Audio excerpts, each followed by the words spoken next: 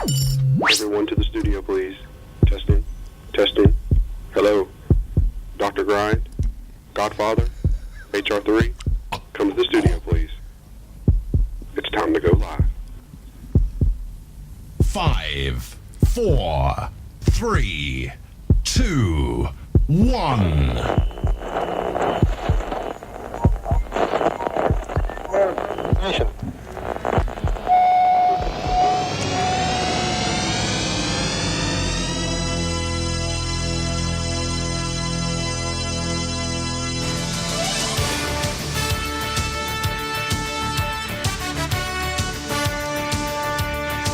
Broadcasting from North Myrtle Beach, South Carolina, this is TGD Today.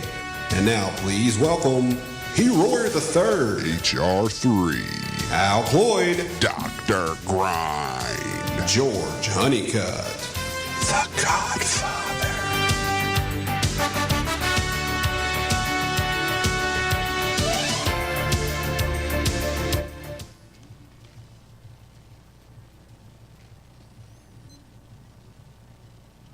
All right, welcome everybody to TGD Today. It's Tech Talk with Al Cloyd, and of course we got Dr. Grind in the house, along with HR3, Hugh Roy III, and George Honeycutt. Doc, we did a show previously on shafts, and we talked about butts and tips and flexes and torques and all kind of stuff. That's right. Yeah, I had one eye rolling right and one eye rolling left. You can't beat it. There's a lot of things with the shafts we didn't touch on, and I wanted to make sure that we covered that for our listeners and viewers. It was extremely informative, great stuff. Thank you. What I found here lately, and I've learned this through working out at the CPC Center at Barefoot, and of course you see it every day, and Hugh, you see it with your students and doing the fittings yourself. So many players come in and go, well, I've got 100-mile-an-hour club head speed, and I do this, and I hit this club this far, and no. And when you actually put them on, the numbers, the flight scope, G2, whatever you've got, it's nowhere close to what they say it is. Secondly is they don't remember that they're only going to swing, like case in point, a wedge at 68 miles an hour or 63 miles an hour. And then they swing an iron at 75 to 78 miles an hour.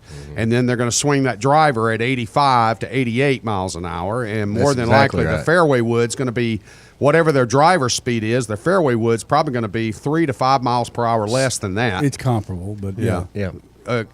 So again, realistically, if you sit and look at it, you could have upwards of 4 different types of shafts in your bag. Is that right? Yeah, three to four. That's for sure. Okay, so you got one for your putter, because realistically, the shaft in your putter means a lot too. Oh yeah, people don't think about that. You know, too whippy or dude, too.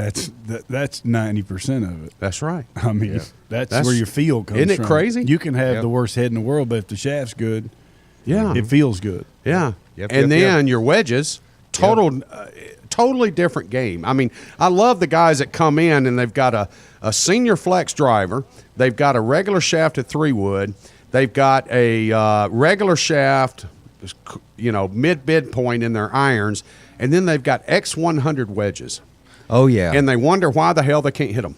Yep. And it's supposed to be the other way around. Yeah. I mean, you go to your wedges. We used to play. I still do. You play regular shafts in your wedges because it gives you better feel and control as far as spin and whatnot around the greens or your shots with them. And then you go to your X1s or S4s or whatever you're playing. Right. In your irons. And then obviously your woods are different because, like you said, the swing speeds and what. Fairway woods. But I mean, to see people just get one set and everything's going in. Right. It's like, whew. Yeah.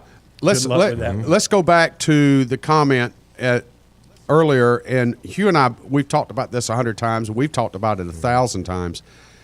We get the people in there that say, okay, I don't get the ball up with my irons. Right. Okay. So you're breaking down their shaft materials or their heads or whatever, and and then they're going, well, it's got to be the clubs. It can't be my swing. Well, that's not true. More than likely, it is your swing. But then, secondly, you can get the club to help you out with this stuff. Oh yeah. Well, with an iron, the first thing you'd want to do is make sure they have a club head that has a low center of gravity. But once you get past a club head that's designed to launch the ball, and to get it airborne, then you go into a shaft that does the same job too. That's designed to help launch the ball and get it more airborne. That would be something that has a soft tip. Yeah, you don't want to put a shaft that's got a strong tip into a low center of gravity head. That's correct. Yeah. You're defeating the purpose. You're defeating the purpose. That's correct. Exactly. And I see so many times, doggone it, people will go to a big box retail store, buy something off the rack, and then wonder why they can't hit it when they get home. Yep. It plays a tremendous role. Tremendous role. Talk to us about shafts. Talk about flex, torque, things like that. Okay. And you can start. We really covered the driver last segment. That's correct. We did. Yep. Let's jump in a little bit into the irons also. Well, the one thing we'll go back and cover that we didn't right towards the end of the last one is the torque rate of the shaft. And what the torque rate means for everybody out there, it's how much twist the shaft actually has in it. So if this shaft was locked down in here, and I grabbed the grip of it, and I twisted it right, and I twisted it left, leaving the club head stationary, that's your torque rate. Okay, so you're going to find with torque rates, the higher the torque rate, the more forgiving the shaft is, and the more it spins the ball back into play on a mishit. Where a lower torque shaft gives you more what you give it. It doesn't have any corrective features built into it.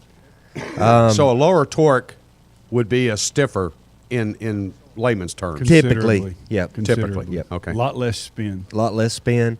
That's correct. Like, say, for instance, back in the day, Grafaloy had a tremendous amount of success with the Pro Light shaft. I remember those. I Had to have them. Had to have them. I mean, Had to have 'em. I don't know how many Callaway Berthas got reshafted with those back in the Sure. day, but man, if you had a Callaway Bertha and you put a Grafaloy Pro Light in it, you had something. Oh, yeah. That was.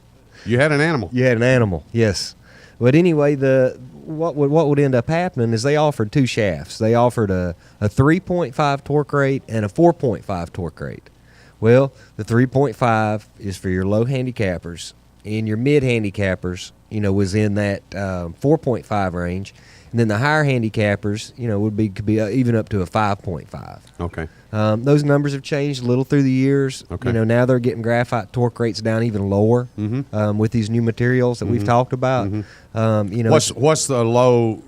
I've heard 2.8. 1.8, And then 1.8? Yep, 1.8. Yep. There's some really low numbers, like for instance the some of the UST numbers are really low on their torque. 4.1, 3.8 on the iron. They do on one of their recoils, it goes down to a 2.7. Now let me just ask the obvious Here we question. go. If we're talking about driver, really, should we consider a happy medium torque rate? Is that based off our skill level? What? How you load and unload the club, and what type of shot dispersion you're looking for. So do we use a swing speed as a gauge for that, or use a swing speed, the smash factor as a gauge, how well they're hitting the ball? okay? If they're not hitting the ball that well, then you don't want to put them in too Do we need low. to do another show on smash factor? It does play a significant role. Okay.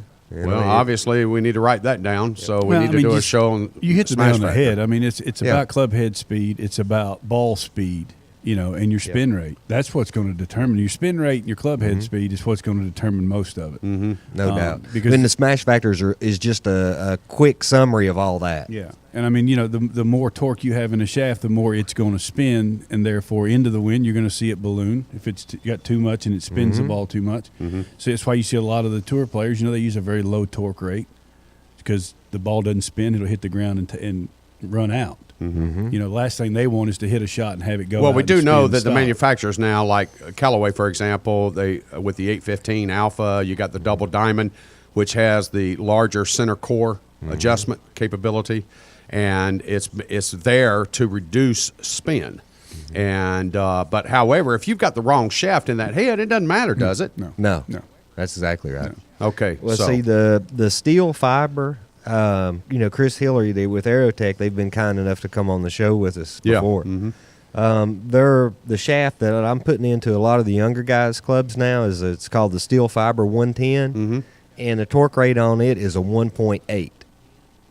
So okay. it's, well, actually 1.9, I'm sorry. So very stiff. Very, very, has very little torque to it. Very little torque. Yeah, very little torque. Okay.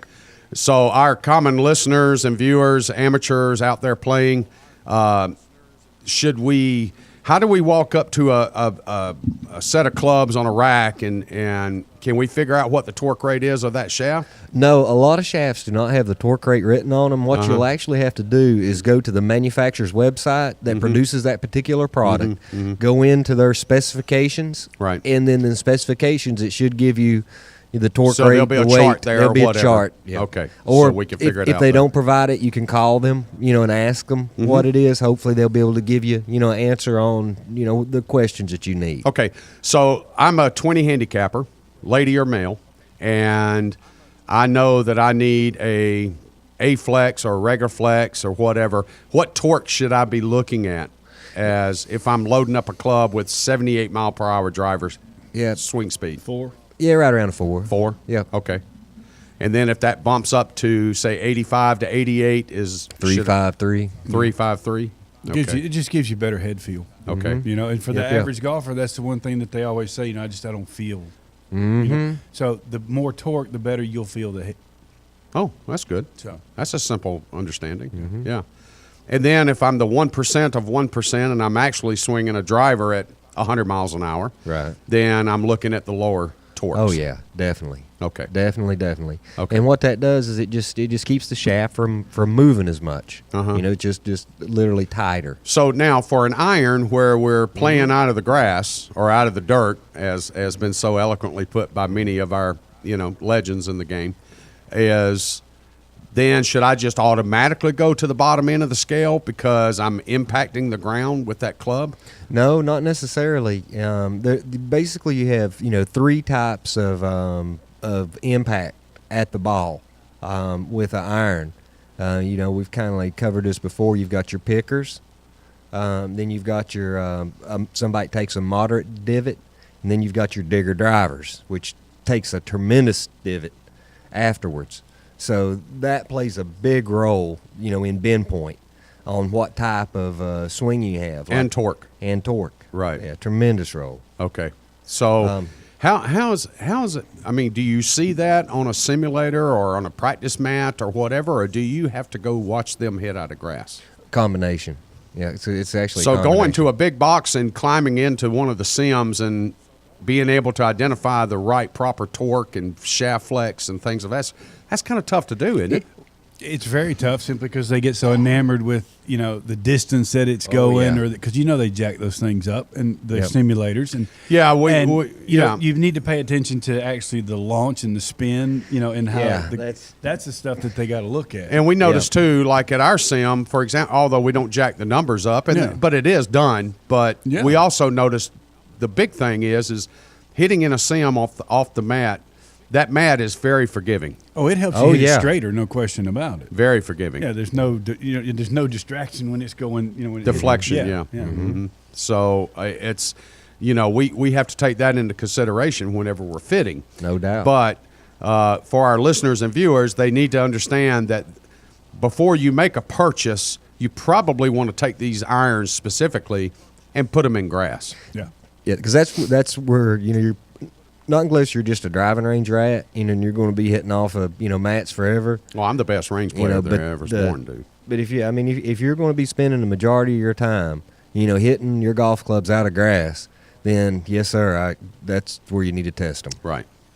Okay. All right. So let's talk. Sure. What you got here? Just covering iron shafts, just to kind of give you guys an idea. This is a neat little device out there. What this does is it gauges the tip diameter and the butt diameter, and these are available through. This one actually is a Golfsmith version. Right. They're available through GolfWorks, Golfsmith. Your with an iron, you have 2 different tip diameters. Okay, you have the most common, which is a 370. Okay, and that's what is referred to as a parallel tip. Okay, and then you have a 0.355, which is referred to as a taper tip. Okay, so these are your 2 primary shafts that's used in irons. The big difference is the 370s are used more in commercial stuff. It's a slightly cheaper shaft. They're mass produced, and one shaft you can take with the 370s. You can stock one shaft and have a multi-flex shaft like a AR, whatever have you, and it gives you the ability to manipulate that shaft and move it around, and that's on the 370s. Okay. With the 355, which is your taper tip, it actually tapers down slightly. Okay, in those you can't monkey with them. They come pre-cut from the factory, and each one will be designated for which golf club it goes in. So that's the difference in your parallel tip versus your taper tipped, and that which one is 370, and then the other's a 335. So if I ordered 10 parallel tips, they're going to come all the same length. 355. Yes, of the 370. that's correct. And then if I order taper tip shafts, then there's going to be a wedge shaft, a 9-iron shaft, an 8-iron shaft, a 7-iron shaft. Those have already been pre-cut. That's correct. Depending on the flex I desired. That's correct. Okay. And that's where they've started using the term soft stepping, a shaft. Yeah. It's basically it's which shaft you put into which head. So, like for instance, if you wanted a club to play a little bit on the weaker side, you would put a 7-iron shaft into an 8-iron. So it's going to have more kick to it. So when you get down to the bottom, you're actually using 8-iron shafts in the wedges instead of 9-iron shafts.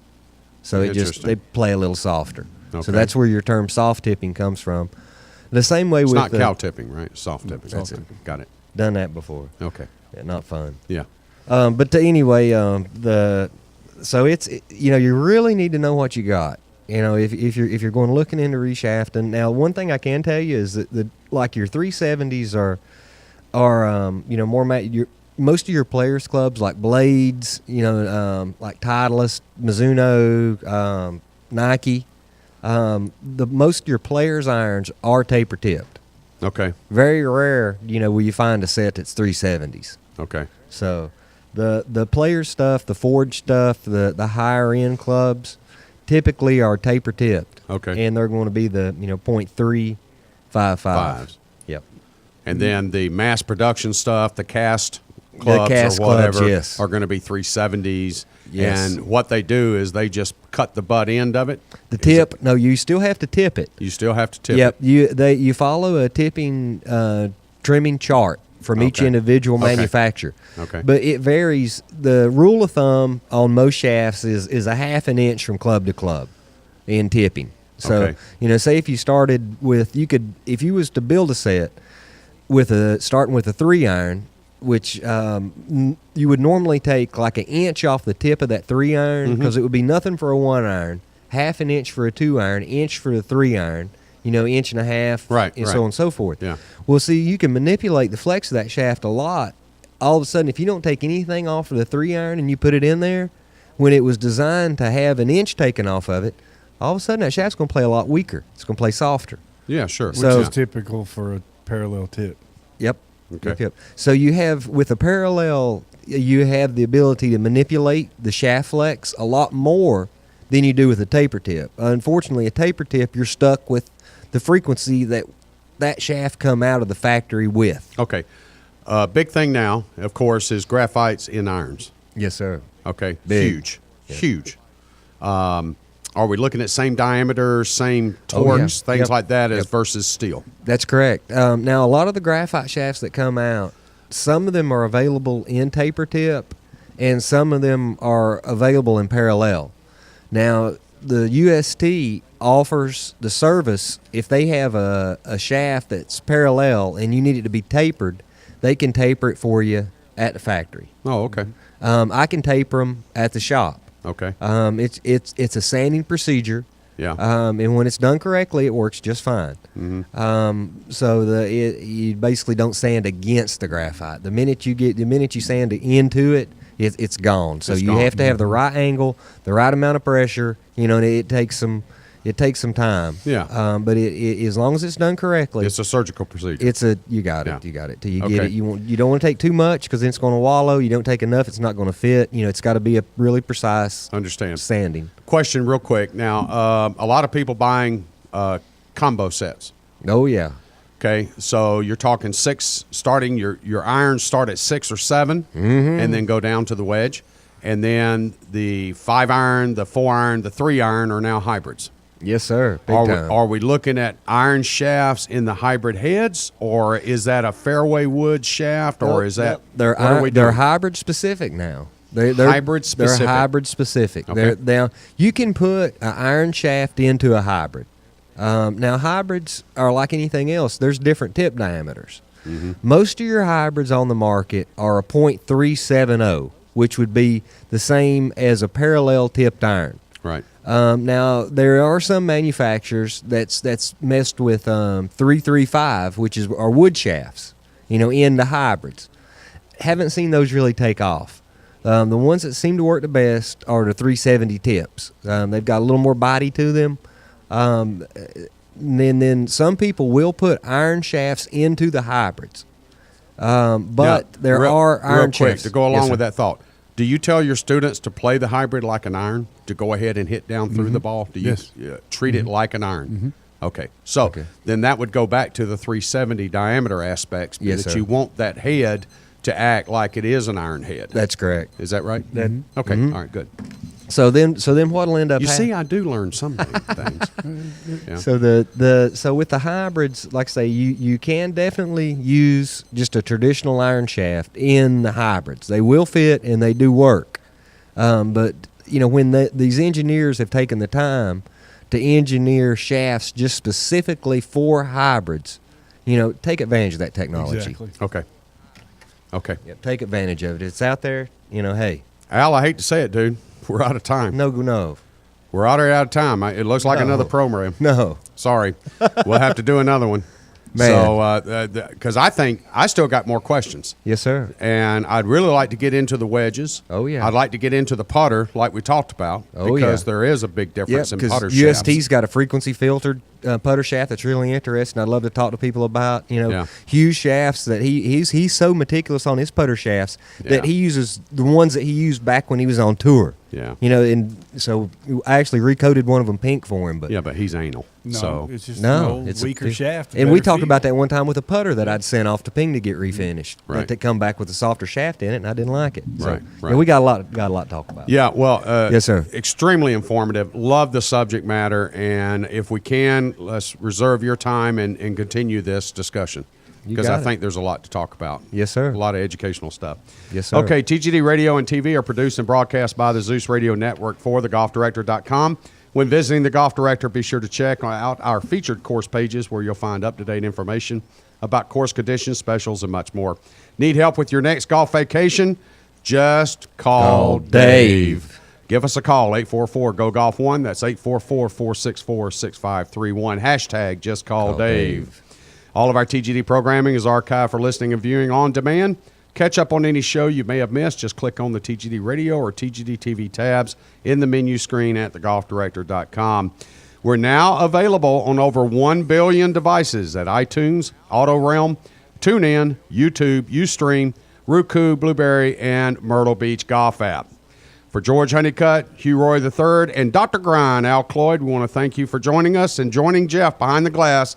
We want to thank you for tuning in, and there's more golf news and information coming up next.